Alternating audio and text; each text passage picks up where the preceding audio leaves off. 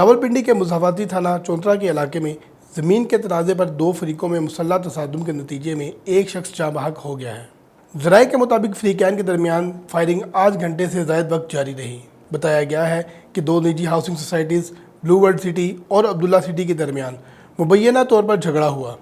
झगड़े के नतीजे में दोनों फरीकों ने एक दूसरे पर फायर खोल दिया, जिसके नतीजे में 37 साला हामिद नामी शख्स जाँ बहक हो गया। वाक़ये के बाद मुतलका पुलिस जय वक़ुआ पर पहुंच गई।